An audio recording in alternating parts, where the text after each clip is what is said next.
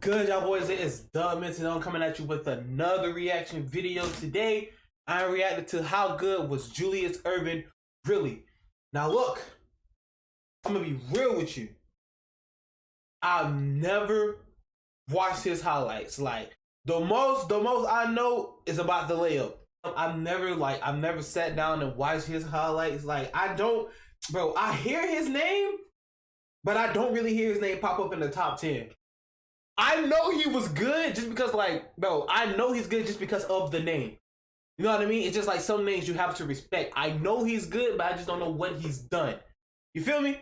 But man, I am ready to get into this video. If you're new, don't forget to like, comment, subscribe. Let me know down below, where do you have him on your top 10? Is he in your top 10? Where is he ranked like all time for you? Don't forget to follow my Instagram at tb.duh. If you have a video, make sure you send it to me on there. And let's go ahead and get into this.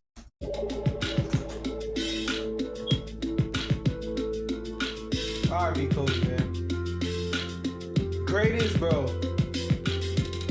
Probably like greatest title runs of all time. LeBron and the Warriors. Julius the Dr. Erving, one of the all-time greats of NBA history. Why do you have him standing like that? Julius the Dr. Erving, one of the all-time greats of NBA history. But just how great? Dr. J had an incredible flair and style to his game, reminiscent of the more recent Michael Jordan. He spent many of his prime years dominating a league that no longer exists, which was the ABA, before he eventually joined the Philadelphia 76ers upon the NBA's merger in 1976. That boy look like Denzel low-key, don't he? He look like Denzel low-key. Eventually joined the Philadelphia 76ers upon the NBA's merger in 1976. When we reflect on the NBA's history, sometimes the Doctor gets overlooked, or at least doesn't get the credit he deserves, and I think a lot of it has to do with the fact that his best days were in the 70s and early 80s, before the game of basketball truly rose to its highest levels of popularity.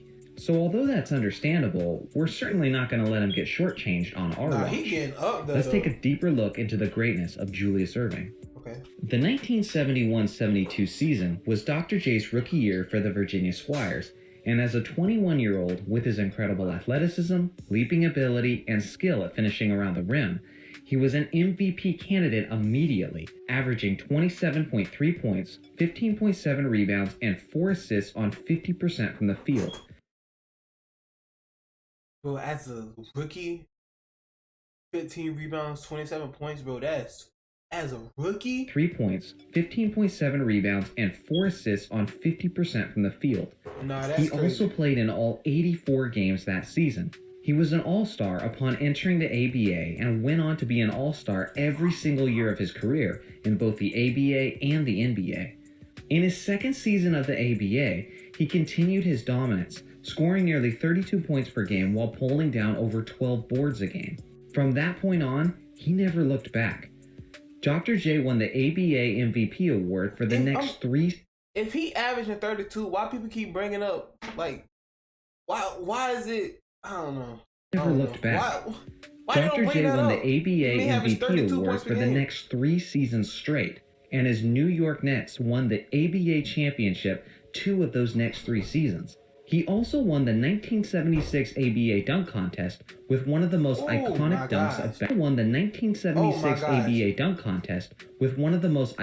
dunks of basketball history.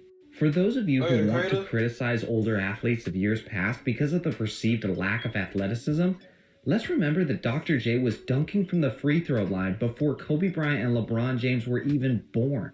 Dr. J wrapped up his ABA career with a resume strong enough to definitively make him the greatest ABA player of all time.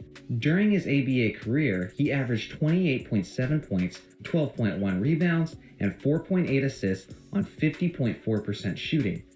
On top of all of that, consider the fact that Julius accomplished all of this before he turned 27 years old. Now with that being said... Nah, this man was different. No, he was in it, yeah, and what he said about young people not respecting the older people, yeah, that's true. That's true. We do gotta put respect on their name. All of this before he turned 27 years old. Now, with that being said, crazy. I know what a lot of you guys are probably thinking. Yes, this was the ABA in the 1970s that we're talking about.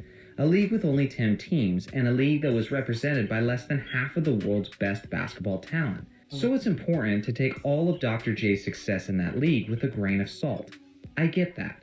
Okay. That's what made his leap into the NBA in 1976 so pivotal. With the fusion of the ABA and the NBA, the level of competition in the league grew, and we were able to see how that impacted Dr. J's numbers and his career overall, especially when you consider the fact that Dr. J was making this move right in the prime age of his career. If you take a close look at the career averages of Dr. J, you'll see that those averages did dip a bit upon his arrival to the NBA, but context is extremely necessary to understand the situation. In Erving's days in the ABA, he was the anchor of the team's success, and he was a workhorse who was ultimately the difference in whether or not his team won games. During his ABA career, Julius was averaging a giant load of over 40 minutes per game. When Dr. J joined the 76ers, he was joining an extremely talented 76ers roster that was expected to win a lot more games. Load management was in effect for the Doctor, and he played an average of 35 minutes per game for his career in the NBA. That's not Naturally, bad at all. a decrease of 5 minutes per game is going to decrease your points, rebounds, and assist averages. Pick him up midair? Decrease of 5 minutes per game is going to decrease your points, rebounds, and assist averages. Another contributing factor was the fact that he was joining fellow superstar George McGinnis on the 76ers. George was a power forward who was actually the ABA MVP just 2 years prior, averaging nearly 30 points and 15 rebounds a game. George was an absolute monster on the boards over his career, so naturally, Dr. J and George decreased each other's averages by playing alongside one another. So with all of that being said, I think it's fair to say that Dr. J's numbers declining upon his arrival to the NBA had less to do with the level of competition increasing and had more to do with less being required of him on a star-studded roster with decreased minutes. See, bro, it ain't nothing like that. See, bro, it's a big transition no matter where you go from. If you playing overseas and you go to the NBA, bro, you gonna have to make changes. It's different playing with those type of people. He was just playing with Magic Johnson. I'm pretty sure it was nobody. Well, it's probably somebody across the seas that was like probably as good as Magic Johnson, but it's people that's better than Magic Johnson there. You feel me? So like, I don't know. Over the next 7 years, Dr. J averaged 23.3 points, 7.4 rebounds, and 4.1 assists for the 76ers. Throughout that time, the 76ers were perennial NBA title contenders. Throughout that time, the 76ers were perennial NBA title contenders and had got extremely close to winning the championship multiple times. Who was that with that pass? And had got extremely close to winning the championship multiple times. When George McGinnis was traded, Dr. J's numbers rose to his best season as a 76er, as he was needed more offensively and on the boards, as he averaged 27 points, 7.5 rebounds, and 52% shooting in only 36 minutes a game. The following season, he won the 1981 NBA MVP award, and the 76ers remained contenders. It wasn't until the 1982-83 season that the 76ers finally made the NBA their own. The 82-83 76ers are still considered one of the greatest teams in NBA history.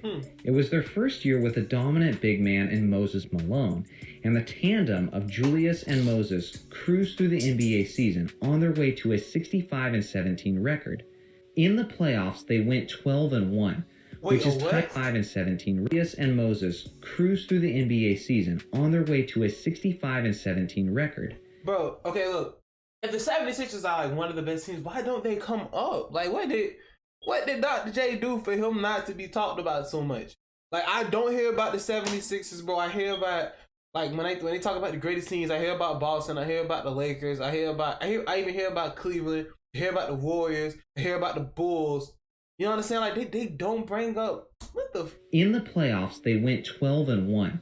Which is tied for the fewest losses in NBA playoff history. During the dynasty days of the Lakers and Celtics of the 80s, these 1983 76ers were the only team to break through and interrupt their championship reign on the league. Moses Malone was definitely the best player on that Sixers team, but Dr. J definitely had a terrific impact and added to his already powerful legacy.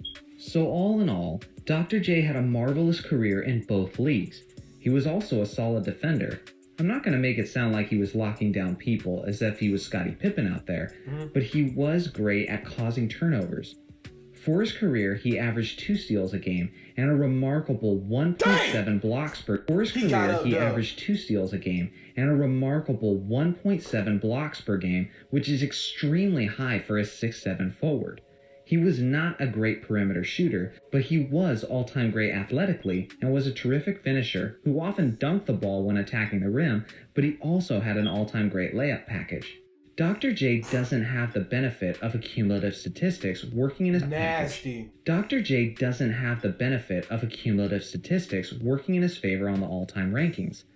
If ABA stats were factored into the NBA's all-time rankings, Dr. J would be the 8th leading scorer all-time, and he also rankings.